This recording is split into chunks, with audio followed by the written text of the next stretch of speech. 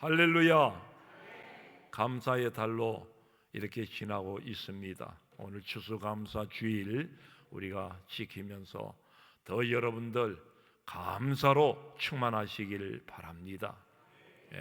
지난 한 해 우리 장로님도 돌아보았지만 기도하시면서 정말 돌아보면 감사할 게 얼마나 많습니까? 감사할 게 많지요. 난 감사할 게 없다 그러면 안 돼요. 저는 이번에 선교지를 잠깐 다녀오면서 갈 때도 5시간 이상 비행기를 타고 힘든 가운데 있었지만은 내려서 목이 말라서 물을 사서 먹는데 물맛이 별로 없어요. 그들도 나름대로 정수해서 이 물병이 생수병이 있었지만은 물맛이 확실히 다른 거예요. 우리나라 물맛은 진짜 죽입니다. 그 여러분들 마음껏 물을 마실 수 있는 거 얼마나 감사한지요. 진짜 그렇게 좋은 호텔, 승무원들, 비행기 기장들이 드나드는 그 호텔이에요. 어떻게 그 호텔을 제공을 해 주셔가지고 저도 그런 호사를 한번 누려봤는데 세상에 말이죠. 그 호텔에 들어가려고 하면은 미리 그 사전에 정보를 정보를 알아야 되는데 정수기 필터를 샤워기 필터를 가지고 바꿔야 되는데 아니나 다를까 물이 별로 좋지 않아요. 그러니까 우리나라 물은 얼마나 좋은지요. 뭐 여러분들 투덜투덜하면 안 됩니다. 물이 너무 좋습니다. 우리 옆에 분들 서로 축복합시다. 물이 너무 좋습니다. 여러분들 형산강 물 정수해가지고 우리 집안에까지 들어오는 이 물 별로 좀 끄끄럽게 생각하고 그러면 안 돼. 저는 형산강에서 흘러 들어오는 이 수돗물을 그대로 찬물을 그대로 마셔요. 에이 목사님 그냥 하는 소리. 진짜예요. 저 뒤에 정인이 있다니까요. 그리고 때로는 또 따뜻하게 마실 때는 따뜻하게 해도 여러분들이 그저 생수보다도 오히려 미나렐이라는 거 그게 더 많이 들어있고 얼마나 우리 물맛도 좋고 물도 풍성한지. 옛날 제가 멕시코 가보니까 세상에 말이죠. 물이 그렇게 귀한 거예요. 물 한 병이 그냥 우리는 얼마 주면 사는데 그냥 만원 가까이 물이 돼. 이런 나라에 사는 게 여러분들 행복인 줄 믿으시기 바랍니다. 감사할 수 있기를 바랍니다. 그래도요 목사님 나는 한 해 돌아보니까 별로 감사할 게 없어요. 감사할 게 왜 없어요? 이 시간 하나님 앞에 예배 드리면서도 감사할 것이 없다고 하면 여러분 지금 잘못 믿고 있는 거예요. 감사합시다. 왜 감사할 것이 없습니까? 지금 이 시간 내가 하나님 앞에 서 있다는 것이 최고로 감사할 일입니다. 왜요? 나는 구원받은 하나님의 백성, 하나님의 자녀라 말입니다. 여러분, 내가 지금 하나님의 자녀라고 하는 사실만큼 기쁜 소식, 복된 이야기도 없는 줄 믿습니다. 하여 이 시간도 우리 함께 이 복음에 나를 하나님의 자녀로 삼아 주셨다. 어찌하여 내가 하나님의 자녀가 되었을꼬? 아무리 생각해도 감사하고, 그래서 여러분들 이 복음을 주신 하나님, 이 기쁜 소식에 감사할 수 있기를 바랍니다. 그런데 진짜 감사의 삶을 살려고 하면요, 오늘 말씀의 마지막 결론이기도 합니다마는 진짜 하나님 나를 구원하여 주시고 하나님의 자녀로 삼아 주시고 이 기쁜 복음을 우리에게 주신 이 복음을 지니고 살아가는 저와 여러분들이라 말입니다. 그렇다면 이 복음을 지닌 것으로만 감사하지 말고 진짜 감사의 삶을 살려고 하면, 그래서 더 감사가 우리 가운데 풍성케 되기 위해서는 어떻게 해야 되느냐? 이 복음의 삶을 살아가야 한다 하는 것입니다. 복음의 삶을 살아야 돼요. 우리가 복음으로 살아야 돼요. 기쁜 사람으로 살아야 돼요. 기쁜 소식을 가진 사람처럼 살아야 합니다. 나는 구원받은 자의 삶의 그 모습이 오늘 세상에 드러나야 합니다. 이것도 우리가 복음을 전하는 삶이요, 더 나아가서 오늘 우리에게 주신 이 하나님의 말씀, 오늘 예수 그리스도를 이 세상에 전하면서 살아갈 때 우리는 진정 감사의 삶을 사는 것입니다. 여러분들 복음 전하는 게 감사의 삶을 사는 거예요. 우리의 대사도 되시는 바울 선생께서는 참으로 로마에 가기로 염원했습니다. 오늘 13절 말씀에 보면 여러 번 로마에 가려고 했지만은 길이 막혀서 가지 못했다며 애타하는 마음을 드러내고 있음을 봅니다. 바울이 그토록 로마 방문을 열망했던 이유가 무엇입니까? 당대 최고의 도시였던 로마를 관광하기 위해서였습니까? 옛날에는 로마가 진짜 볼 게 많았어요. 옛날에도 온 세상이 로마로 그렇게 나가는 가운데 있어. 그 로마를 관광하기 위해서 아닙니다. 목적은 단 하나, 복음을 전하기 위해서였습니다. 15절 오늘 말씀 우리 다 같이 한번 다시 읽어봅니다. 시작. 그러므로 나는 할 수 있는 대로 로마에 있는 너희에게도 복음 전하기를 원하노라. 아멘. 그런데 여러분, 본래 바울은 어떤 사람이었습니까? 이 복음을 전하러 가려고 열망을 품고 나가 지금 간다 이렇게 얘기하고 있지만 본래 어떤 사람이었습니까? 바울은 복음을 비판하는 사람이었습니다. 전혀 복음을 없애버리려고 혈안이 되어 설쳤던 그런 사람이었습니다. 왜 그렇게 했습니까? 복음은 세상과 맞지 않았기 때문입니다. 복음은 상식에 벗어나기 때문입니다. 복음은 우리 이성적으로 생각할 때 논리적이지 않기 때문입니다. 어떻게 저런 얘기가 성립될 수 있을까? 도무지 말이 안 된다는 거예요. 이 복음이, 하나님의 말씀이, 당시 바울은 유대인이었지만 로마의 시민권을 가진 자였습니다. 당시 로마 제국은 지혜를 숭상하던, 말하자면 우리 인간 이성, 이 머리를 존중하던 그런 헬라 문화였습니다. 여기서 철학이 태동했습니다. 과학이 태동되었습니다. 이런 문화가 지배하는 사회에 복음이 들어온다는 것은 말도 안 된다는 거였습니다. 생각해 보십시오. 사람은 어떻게 이 세상에 태어납니까? 오늘 저와 여러분들은 어떻게 이 세상에 나왔습니까? 오늘 우리 부모로 인해서 세상에 왔습니다. 맞지 않습니까? 오늘 남자와 여자 사이에서 오늘 사람들이 이 세상에 다 태어났습니다. 맞잖아요. 사람은 죽으면 그 누구도 살아올 수 없습니다. 세상 사람 다 그렇게 생각하면 죽은 사람이 어떻게 살아나노? 다 그렇게 얘기하고 있지 않습니까? 맞잖아요. 이게 자연의 이치고 자명한 사실인데, 예수라는 사람이, 오늘 예수 그리스도라고 하는 존재가 처녀의 몸에서 났다고들 하지 않나? 오늘 처녀에서 난 그 예수라고 하는 자가 장상하여 십자가에 달려 죽더니만 그 십자가에서 살아났다고들 하지 않나? 도무지 당시 최고의 지성인이었던 바울로서는 받아들일 수 없는 부끄러운 이야기였습니다. 어째 저런 얘기가 있을 수 있는가? 정말 부끄럽고 받아들일 수 없는 그런 이야기였습니다. 복음이었습니다. 뿐만 아니라 복음은 모든 사람이 죄인이라며 사람들의 자존심을 건드리는 것입니다.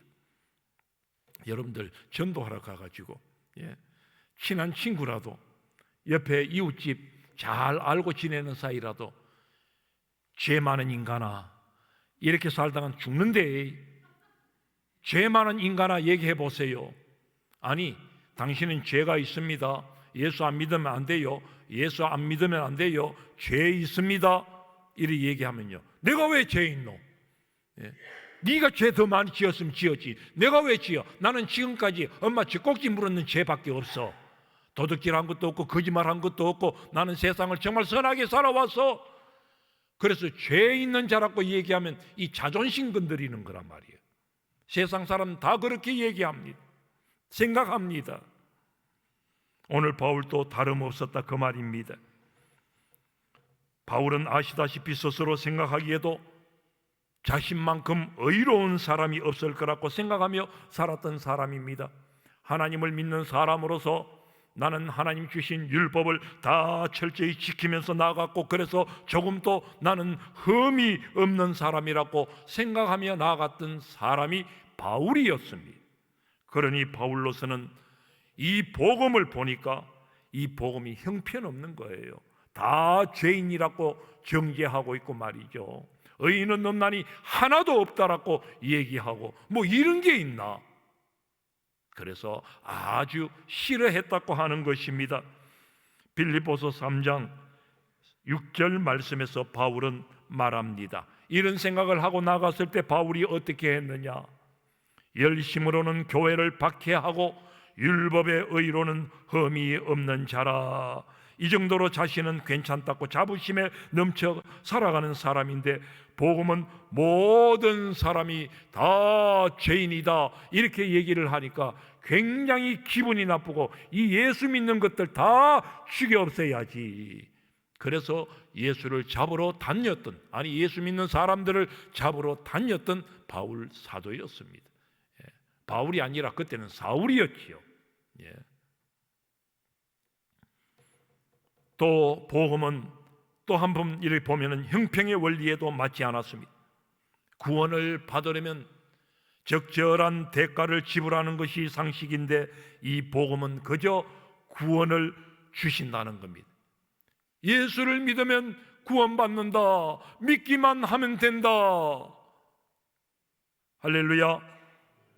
여러분들 예수님 믿기만 하면 구원받는 줄 믿습니다. 아멘. 그게 하십시다. 그 구원이라는 게 그렇다는 거예요.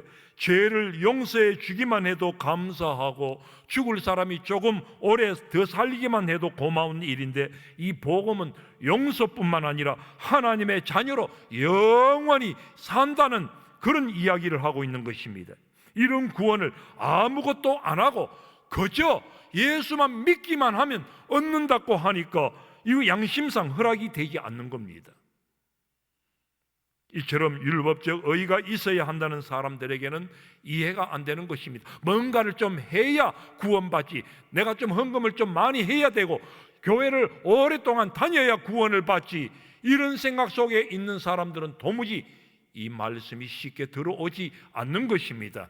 받는다 해도 믿는다 해도 정말 내가 이래 예수 믿어가 천국 갈 수 있을까? 여전히 그 생각 속에 나아가고 있다는 것입니다. 오늘 여러분들 가운데도 그런 사람 아직 있지 싶어요. 3, 40년 예수 믿어 왔으면서도 아이고 내가 이래 예수 믿어가 이래 열심히 하지 않아가지고, 열심히 뭘 하겠습니까? 얼마만큼 열심을 품어야 되겠습니까? 어느 정도 해야 그게 열심이라고 얘기하겠습니까? 하나님께서 내게 주신 분량대로, 하나님 믿음 주신 대로 내가 주님 앞에 열심히 하고 충성하면 되는 줄 믿습니다. 그래서 그 사람은 저거 뭐 저렇게 열심도 안 내고 헌신도 안 하고 너무 그렇게 얘기할 필요는 없습니다. 때로 목사도 그럴 때 생각할 때가 있습니다. 하지만 다시금 돌아서서 아이고 믿음 분량대로 가는 걸 어떻게 뭐 죽겠다고 어떻게 얘기한다고 되겠습니까?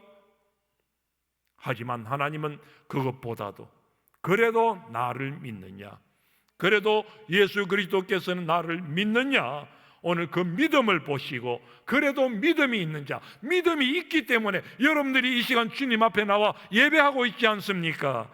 할렐루야. 믿음이 있기 때문에 주의를 알고 주님 앞에 나와 그래도 예배하고 있지 않습니까? 오늘 주님 앞에 주일날 오늘 또 빠지면 내가 이렇게 천국 갈 수 있을까? 이 마음 때문에 교회에 나오셨습니까? 그러면 그 율법적인 신앙입니다. 우리는 주님의 의로, 그래도 네가 나를 믿구나, 주님의 의로 우리가 주님 앞에 나와 예배하고 부족하지만은 주님의 긍휼을 구하며 믿음으로 나아가는 것입니다. 이 믿음을 가진 자는 주님께서 구원하여 주시는 것입니다. 천국의 백성 삼아 주신 줄 믿습니다. 그리고 복음은 어떤 것입니까? 또 세상이 받아들이기 어려운 삶을 요구합니다. 그렇지요. 경쟁이 치열한 약육강식의 세상에서 복음은 사랑하라, 복음은 나누라, 베풀라고 합니다. 한쪽 뺨을 때리면 어떻게 하라고요? 또 한쪽 뺨을 돌려대라. 한쪽 뺨 때린다고 기분 나빠 같이 때리고 싸우고 하지 말고 그냥 갖다 대라는 거예요. 속 시원하게 네 마음 안 풀렸으면 한쪽 뺨 때렸으니 내 뺨 한 번 더 때려라. 이게 복음이라고 하는 거예요. 예. 겉옷을 가지고자 속옷을 가지고자 하는 자에게는 겉옷을 주라. 오리를 같이 가고자 하는 사람 있으면 심리를 같이 가주라. 그렇게 얘기하고 있지 않습니까? 원수를 위해서 밉지만은 기도하고 축복하라고 합니다. 이게 이 세상에 통하는 얘기입니까? 오늘 이 정치판이고 세상은 보복하고 나가고 있지 않습니까? 그러나 복음은 그렇게 해서 될 일이 아니다. 오늘 우리는 사랑하고 기도할 따름이다. 그래도 사랑하고 그를 축복해 줄 일이다. 우리에게 그렇게 요구하고 있는 것이 복음이라고 하는 것입니다. 그런데 많은 사람들이 이 복음을 그렇기 때문에 불편해하고 있다고 하는 거예요. 지금 교회를 나오는 사람들 중에도 보면 복음을 부끄러워하는 사람들이 있습니다. 여러분들은 복음을 부끄러워하지 않습니까? 여러분들 오늘 이렇게 주일날 교회 이렇게 차를 타고 오시고 잠시 교회에 나왔지만은 교회 오는 것 혹시나 누가 볼까나 해서 부끄러워하면서 교회 나오지는 않았습니까? 복음을 부끄러워하지 않기를 바랍니다. 복음을 부끄러워하면 나도 너를 부끄러워하겠다고 말씀하셨습니다. 복음은 부끄러워할 것이 아닙니다.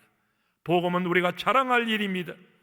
오늘 이 복음을 우리는 세상에 전해야 하는 것입니다. 기독교인인 것을 당당히 밝힐 수 있기를 바랍니다. 함께 식당에 가서 밥 먹을 때는 아예 여러분들 기도하지 않고 그러지 말고 함께 더 당당히 기도할 수 있기를 바랍니다. 이번에 참 감사하고 또 감사할 것은 우리가 과연 하나님의 자녀들이로다. 목사님들 한 8분하고 같이 이렇게 가서 이제는 그 태국 땅은 불교 불자들이 사는 세상입니다. 집집마다 불상들이 다 있고 집집마다 불교의 냄새가 다 나는 것 같아요. 어디를 가나 불교, 여기도 불교, 저기도 불교. 식당에도 가니까 여기도 불상, 저기도 불상. 분위기도 다 불교 분위기. 그런 가운데서도요, 그저 식사 기도할 때마다 자 누구 목사님 기도해 주세요. 공항에 내려서도 기도해, 무사히 도착했으니까 공항에 모여가지고 태국 공항입니다. 거기서 그냥 소리내가 기도하는 거예요. 호텔에 들어가면 거기 호텔은 전부 다 불교 구덩이에요. 호텔에 들어가니까 지금은 어느 여왕이 그 왕후가 죽었는데 그 나라 왕이 있는 나라 아닙니까? 왕이 있는 나라고. 그리고 그 나라에는 왕이 죽으니까 정말 잘 모시더라. 동상도 세워놓고 호텔에도 가니까 그 왕후가 죽었는데 영정을 넣고 거기다가 향불을 피우고 그 지금 애도 기간이. 그런데 우리 예수 믿는 목사님들 무사히 도착했다고 호텔에 들어가자마자 우리가 기도하고 소리내어서 기도하고 눈을 뜨니까 사람들이 다 이상해가 보는 거예요. 뭐 저런 것들이 왔냐고. 식당에 가서 기도하고 할렐루야. 당당하게 우리는 예수 믿는 사람들이라고 하는 것을 보여주는 것입니다. 아니 보여주려고 보여주는 것이 아니라 우리는 마땅히 해야 할 바를 주님 앞에 우리가 감당하고 나가는 것입니다. 복음을 부끄러워하지 않는 모습이 있어야 된다 그 말이에요. 그런데 이처럼 복음을 부끄러워하던 바울이 변했다는 거예요. 더 이상 복음을 부끄러워하지 않았다고 하는 거예요. 오늘 16절 말씀, 16절 말씀 또 우리 다시 한번 읽어볼까요? 자, 우리 정말 귀한 말씀이 시작.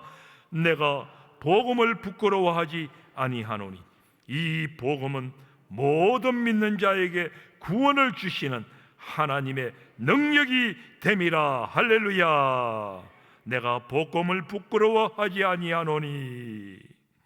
아니 바울은 그냥 부끄러워하지 않는다고 고백만 한 것이 아니라 말이죠. 아주 적극적으로 모든 사람에게 이 복음을 전하면서 나아간 대사도가 되었다고 하는 사실입니다. 이방인 도시에서, 예루살렘 유대인들 앞에서, 심지어는 총독들, 왕들 앞에서도 복음을 전했습니다. 어느 날 그렇게 복음을 전하다가 바울아, 네가 정말 미쳤구나. 베스도 총독인가 왕인가 그 사람이 그렇게 얘기하지 않습니까? 저거 진짜 예전에는 굉장히 똑똑하고 잘 해나가던 사람인데 세상에 예수 믿더니만 미쳤다라고 하는 소리를 듣기까지 했다라고 하는 거예요. 어떻게 바울이 이렇게 변할 수 있었던 것일까요? 먼저 바울은 자기 머리만 믿었던 이성이 무너지는 체험을 했습니다. 어느 날 또 복음을 박멸하기 위해서 다메섹으로 가는 길이었습니다. 그 길에서 분명히 십자가에 죽었다고 생각한 예수님이 나타나셔서 만나 주신 것입니다. 할렐루야.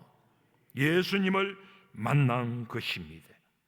그래서 여러분들 체험적 신앙이 그래서 중요한 것입니다. 체험적 신앙, 이게 그래서 중요한 것입니다.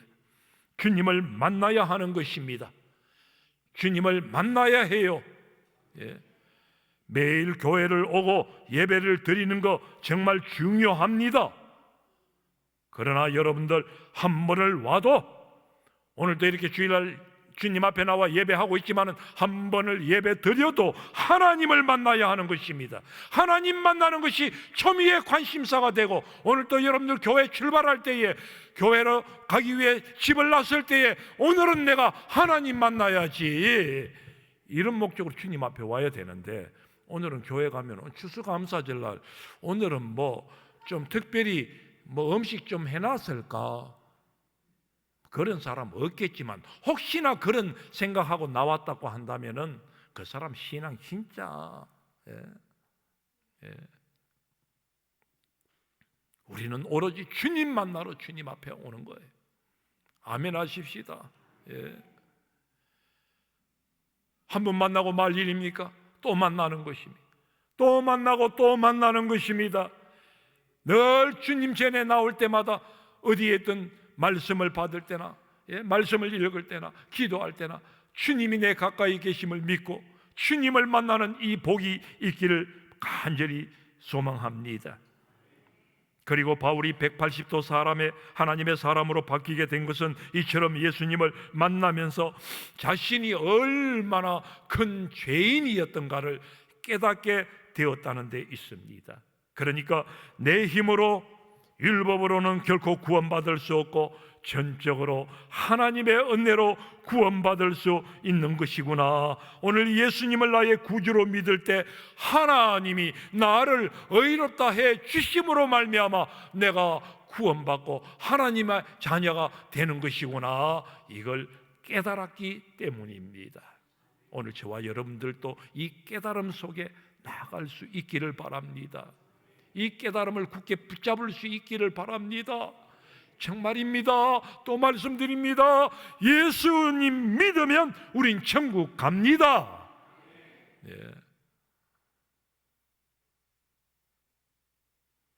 그래서 바울은 이 깨달음 속에서 오늘 16절 17절 고백하고 있단 말이죠.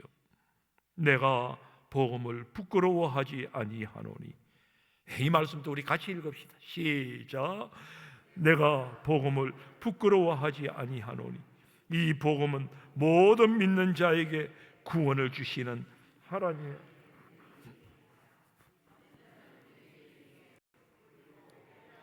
헬라인에게로다. 복음에는 하나님의 의가 나타나서 믿음으로 믿음에 이르게 하나니 기록된 바 오직 의인은 믿음으로 말미암아 살리라 함과 같으니라. 아멘. 그렇습니다. 모두 믿기만 하면 구원을 주시는 하나님의 능력, 이게 복음입니다. 오늘 예수가 복음입니다. 다른 거 우리의 복음이 될 수 없어요. 다른 게 우리의 구원 될 수 없어요. 오늘 예수 그리스도가 복음인 줄 믿습니다. 이처럼 여러분들 구원받는 길이 쉽건만은 예수님을 믿기만 하면 구원받는다는 이 엄청난 기쁜 소식, 복음이 주어졌건만은 그럼에도 불구하고 여전히 많은 사람들이 복음 앞에서 절망하고, 아니 복음 앞에서 굉장히 망설이고, 그리고 구원의 그 시간들을 향하여 달려가는 그 과정, 여정이 너무 힘들고 길다라는 것입니다. 예. 한순간에 요즘은 기쁜 소식 교회라고 해가지고 구원파는 한순간에 그냥 나는 구원받았네 기쁘네 하면서, 예, 그렇게 그냥 떠들고 그렇게 기쁘게 사는 것 같은데, 평생을 예수 믿으면서도 복음의 기쁨이 없다, 이게 문제가 아니냐 말이죠. 예. 여러분들, 오늘 우리에게 이런 복음이 주어졌음에 계속 망설이고 나가는 이런 과정이 있지 않기를 바랍니다. 2022년도에 별세한 한국의 지성 이어령 교수님이 계셨지요. 정말 하나님을 믿지 않았던 불가지론자였습니다. 우리 한국 사람이라면 저분을 우리 다 알고 있지 않습니까? 옛날 문교부 장관, 문체부 장관인가요? 그 장관도 하셨고, 불가지론자였어요. 하나님 안 믿는 사람이에요. 지식이 너무 많았던 사람, 달변가였잖아요. TV에도 얼마나 많이 나와서 문학 강론 같은 거 하고 말이죠. 그랬던 이분이 결국은 자신의 딸 이민아 목사님이라고 계시잖아요. 자기 딸이 저 미국으로 이민 가서 거기서 결혼을 했는데, 또 국회의원, 지금 국회의원이 됐다가 지금은 국회의원 몇 번 하고 굉장히 정치계에서 두각을 드러낸 한길이라고 하는 분이 계시죠? 있어요, 없어요? 김한길 들어보셨어요? 그분의 첫 부인이었어요. 그런데 나중에 이 김한길 씨가 우리 이민아 목사님하고, 그러니까 이어령 교수의 딸하고 이혼을 했어요. 그리고 홀로 살면서 목사가 되고 따님이 또 변호사도 되고, 그렇게 미국에서 두각을 나타내다가 결국은 불치의 병에 걸려서 결국은 암으로 죽기는 했습니다마는, 어이구 왜 그렇게 훌륭하신 분이 또 죽나, 이 얘기하지 마세요. 지난 시간 욥기서 말씀 첫 번째, 두 번째 시간 계속 우리 말씀 나눠왔잖아요. 따라합시다. 고난은 신비다. 아파 죽어도 때로는 하나님의 섭리가 있는 거예요. 그 이민아 딸이 그냥 죽음을 향해서 나가는 이 모습을 보면서 이어령 교수는 예수님을 구주로 영접하게 됩니다. 영접한 후에 펴낸 책이 그 유명한 지성에서 영성으로라고 하는 바로 이 책이었습니다. 거기서 그는 자신의 과거를, 주님의 부르심에 대한 저항과 부정의 삶이 있었다고 솔직히 고백을 하고 있습니다. 정말 구원을 향하여, 구원의 도를 향하여 가는 그런 과정이었지요. 예수를 영접하기는 했지만 그 후로 많은 영적 위기가 있었습니다. 외손자를 살려달라고 하는 기도를 했지만 결국 외손자도 죽고 말자 하나님을 찾지도 기도하지도 않았습니다. 사망이 죄에 대한 값이라면 이어령 교수 지성인이다 보니까 깊이 생각하잖아요. 깊이 말씀을 받잖아요. 성경을 골똘히 봅니다. 성경을 많이 봅니다. 보면서도 하나의 의문점이 생기는 거예요. 사망이 죄의 값이라고 한다면, 그러면 갓난아기가 금방 태어나서 죽는다고 한다면 그 갓난아기가 죄가 있어서 죽는다는 말이냐. 그러니까 너무 많이 생각하면 안 돼. 그러나 이런 질문을 얼마든지 던질 수 있잖아요. 이 질문을 던지고 나서, 스스로 질문을 던지고 나서 스스로 답을 찾게 되어졌으니, 아이보다 더 순결한 예수 그리스도께서 아무 죄도 없이 어린 양으로 십자가에 못 박혀 돌아가셨다고 하는 이 사실을 묵상하고 깨닫고 난 후에 그는 주님 앞에 완전히 꼬꾸라졌다고 하는 것입니다. 주님 앞에 무릎을 꿇었습니다. 그리고 복음 안에서 참 자유를 얻었습니다. 돌아가실 때까지 복음을 전하며 나아갔던 어른이었습니다. 사랑하는 여러분, 복음은 우리 머리로는 이해가 어렵습니다. 아니, 도무지 상식적으로는 이해가 되지 않습니다. 이해가 되지 않을 수밖에 없는 것이 하나님께서 사람의 몸을 입고 오시는 것부터가 이해가 되지 않지 않습니까? 오셔서 우리를 위해 죽으신다는 것이 말이 되지 않지 않습니까? 죽었다가 다시 사셨다고 하는 것이 이게 말이 됩니까? 그러나 우리는 믿음의 눈으로 바라보는 것입니다. 그래서 우리는 신앙하는 것입니다. 터툴리안이라고 하는 이 교부가 그런 얘기를 했습니다. 초대 BC AD 2세기 때 얘기지요.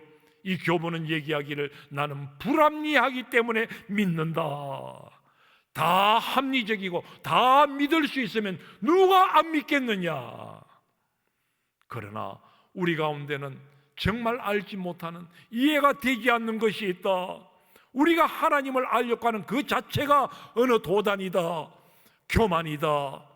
하나님께서 여전히 살아계시고 우리 가운데 역사하고 계시며 우리를 구원하시는 분이심을 우리가 믿고 나갈 때 이것이 참 신앙인 줄 믿습니다.